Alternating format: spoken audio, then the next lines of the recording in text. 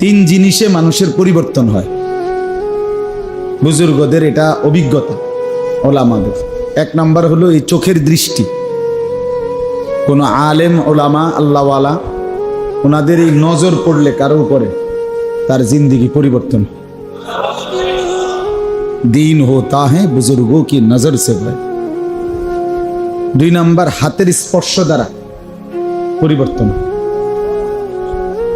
মাথায় হাত বুলায় দিছে, চেহারায় হাত বুলায় দিছে, মুছে দিছে, বিনিময়ে দেখা গেছে জিন্দিগি বদলায় গেছে।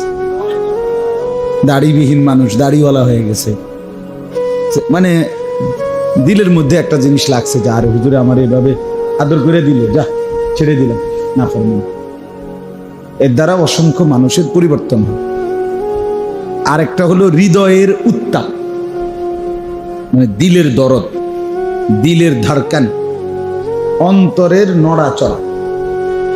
যে মানুষের ফিকির করে, মানুষের পরিবর্তনের আশা করে, এই যত আলেম ওলামা পীর বুজুর্গ মাশায়েখ, ওনাদের অন্তরের মধ্যে এরকম একটা আকাঙ্ক্ষা সারাক্ষণ থাকে যে আল্লাহর বান্দারা বদলে যাক, মানুষ আল্লাহমুখী হোক, এরকম একটা ফিকির থাকে দিল।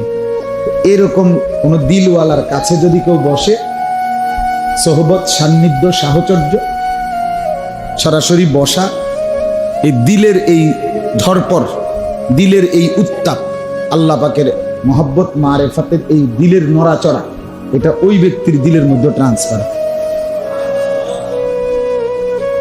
এই জন্য তিন জিনিস, চোখের নজর, হাতের স্পর্শ আর সরাসরি সোহবত, মানে যার কারণে অন্তরের দিলের উত্তাপ, এর দ্বারা মানুষের পরিবর্তন। এই জন্য মাঝখান দিয়ে যদি আপনি আপনার বরাবর এই মোবাইলটা ধরে রাখেন আপনার হাতে, তাহলে আপনি আর আপনার হুজুর, তার থেকে আপনি একটা আলাদাভাবে বেড়া দিয়ে দিলেন, গ্যাপ করে দিলেন, তাইলে এতে দিলে ঢুকবে না। এই জন্য শুধু আজকের জন্য না, সব সময় এটা মনে রাখবে। ওই ওরা যে স্ট্যান্ড লাগায় সেটা একটু ভিন্ন হয়, যে তারা তো স্ট্যান্ড লাগাইয়া বসে যায়, কিন্তু আপনি তো সারাক্ষণ এটার দিকে তাকায় থাকেন, এতে আপনার অন্তরে জমবে না। এই জন্য সব সময় যত বড় ওয়াইজি হোক আপনি শুনেন, আপনি বদলাইলে একটা জাতি বদলাবে, একটা ঘর বদলাবে। আপনার পরিবর্তনের দ্বারা, আপনার আহাজারি দ্বারা, আপনার হৃদয়ের উত্তাপের দ্বারা আল্লাহ তাআলার আরো বহু বান্দা বদলে যাবে। মোবাইলে 1 লক্ষ ওয়াজ আছে আপনার মোবাইলে, তো এতে তো কবরের আযাব মাফ। তো আপনার মনে করেন বাংলাদেশের 1000 হুজুরের সাথে আপনার একটা ছবি আছে, এতে করে আপনার কবরের আযাব মাফ। ফেরেশতার কাছে এই বড় মোবাইলটা জমা দিলেই তো আপনারে ফেরেশতে পৌঁছাই দিবে। আসেন, আরে আপনার জন্যই তো অপেক্ষা করছিলাম। এই জন্য বাপ, দয়া করে আন্তরিকতা নিয়ে, মনোযোগ দিয়ে, দিল দিয়ে আল্লাহর কথা শুনুন। যিনি বলুক, জুমার বয়ান, এরকম ইসলাহি মজলিসের বয়ান যখনই হয়, আপনি যদি মনোযোগ দিয়ে আন্তরিকতা নিয়ে চোখের দিকে তাকাইয়া শুনেন, ধীরে ধীরে শুনতে শুনতে শক্ত পাথর, তার মধ্যে ধারাবাহিক পানি পড়তে পড়তে বৃষ্টির ফোঁটা, পাথরও একসময় ছিদ্র হয়ে যায়, পাথরও একসময় ছিদ্র। আপনার আমার দিল তো পাথর না, এটা একটা গোশতের টুকরা। আল্লাহর নবী সাল্লাল্লাহু আলাইহি ওয়াসাল্লাম বলছেন, মানুষের কলব, মানুষের অন্তর, এটা কি পাথর না, না, মুদগা, আলা ওয়া ইন্না ফিল জাসাদি মুদগা। নবী সাল্লাল্লাহু আলাইহি ওয়াসাল্লাম বলেন, দেহের মধ্যে একটা গোশতের টুকরা আছে ভিতরে, ইজা সালাহাত সালাহাল জাসাদু কুল্লু, ওটা ঠিক হয়ে গেলে পুরা দেহ ঠিক। বা ইজা ফাসাদাত ফাসাদাল জাসাদু কুল্লু, ওইটা নষ্ট হয়ে গেলে পুরা দেহ নষ্ট হয়ে যায়। আলা ওয়াহিয়াল কলব, শোনো, সেটাই হচ্ছে কলব। তাহলে কলব, অন্তর, দিল, এটা কি পাথর না গোশতের টুকরা? তাহলে পাথর যেখানে ধারাবাহিক বৃষ্টির ফোঁটা পড়লে ছিদ্র হয়, তা আপনার দিল ছিদ্র হবে না? আপনার দিলে ঢুকবে না কেন? আপনারটা তো পাথর না। বদলাবে ইনশাআল্লাহ। হতাশ হইতে নাই। কি হইতে নাই? হতাশ। মোমেনের জন্য হতাশা কুফর।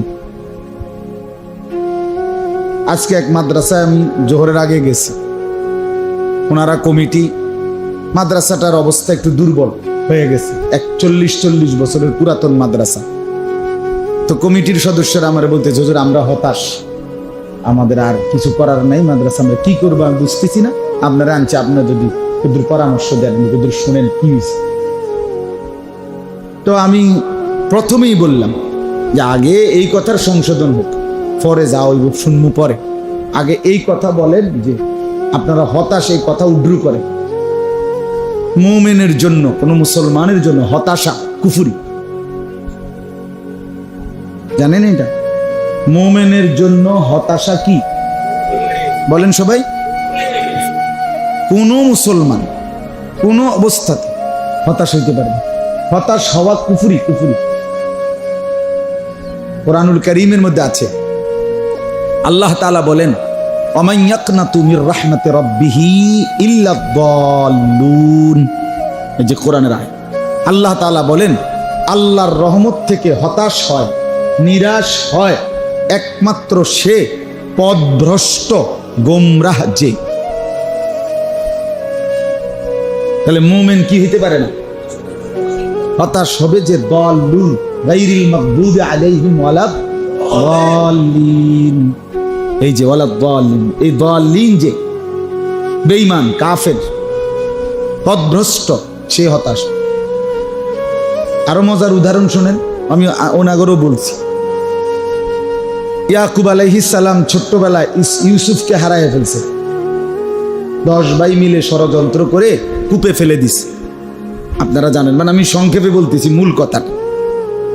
তো হারাইয়া যাওয়ার পরে 40 বছর একটানা, তাফসিরে স্পষ্ট আছে, তাফসিরে ইবনে কাসির, কোন কোন বর্ণনায় আছে 80 বছর, তবে প্রসিদ্ধ মত হলো 40 বছর।